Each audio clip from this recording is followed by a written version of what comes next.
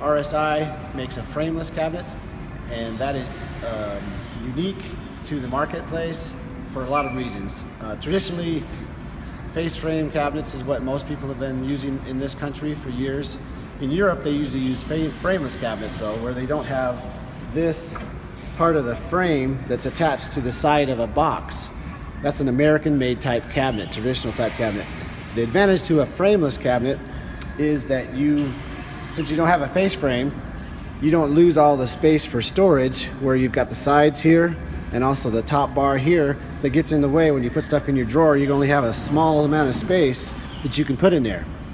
On a European box, you eliminate this, so they're wider, they're taller, and they're actually deeper. Let's take a look at what a European drawer looks like compared to this. Now we are over at a frameless construction box here, and you can see that the face frame that we saw on the other side is missing here. The actual doors are attached to the side of the cabinet. The hardware for the drawer is actually attached to the sides of the cabinet. It's not attached to the face frame. So if you look at that, look how wide that drawer is in comparison to the space. You haven't lost inches on the side that you saw on the other side. Also, these drawers are deeper. They go back 22 inches instead of 21, which is traditional. And they're farther up here because you haven't got the face frame there also, so you can still get them deeper. So there's much more storage space available on a European style cabinet. Don, what's the downside to frameless cabinetry? Actually, if there is a downside to frameless, it's basically that since you have full overlay doors and the tolerances are tight around the cabinet, that there has to be a little bit more adjustment here that's not quite as critical on a face frame cabinet where you've got the stuff around it.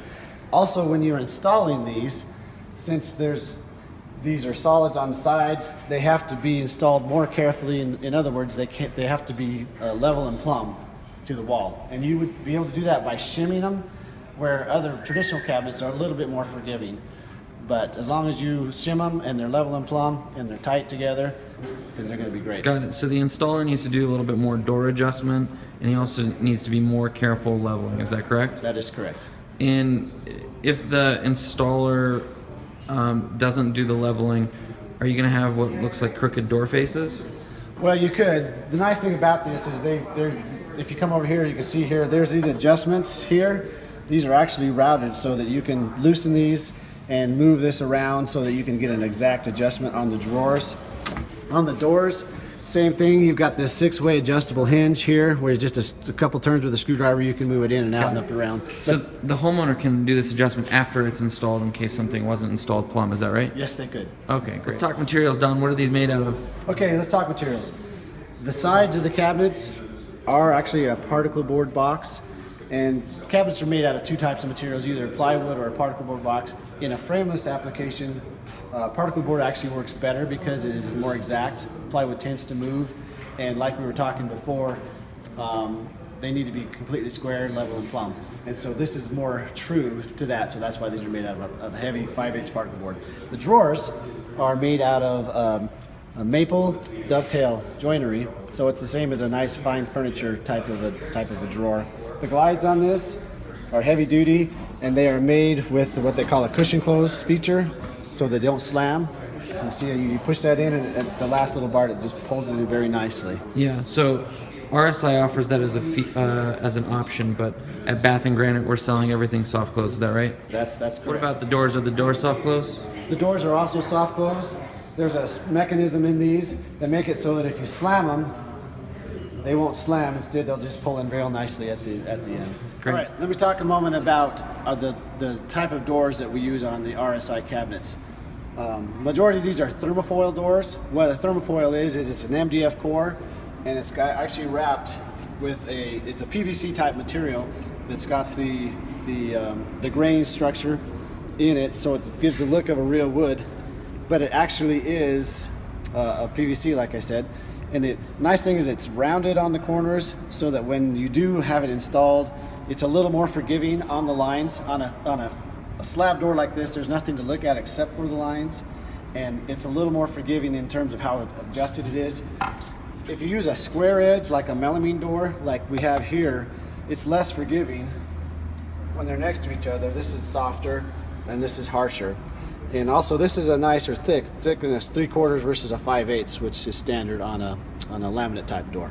Yeah, now talk to us about laminate and the peeling of laminate. The issue with laminate basically is, and the downside is the edge banding. This is a laminate bonded piece here, but this is an edge band here. What's an edge band? An edge band is a piece of plastic that has been glued on here, and over time, with barometric pressure changes, a lot of times this will start to peel. So let's look at this piece right here. Yeah. Hold it steady for a sec. Okay, yeah. So it's kind of starting to peel a little bit. This guy. Yeah. So it'll tend to peel over time. Plus, it's a little rougher. Where with this type of a band edge, you can see how clean that is. There is no.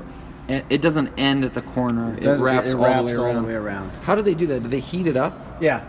They'll actually put it in a machine that heats it up, and the heat will actually adhere it with the glue all the way around. Got it. So it's like a vacuum seal. It is a vacuum sealed.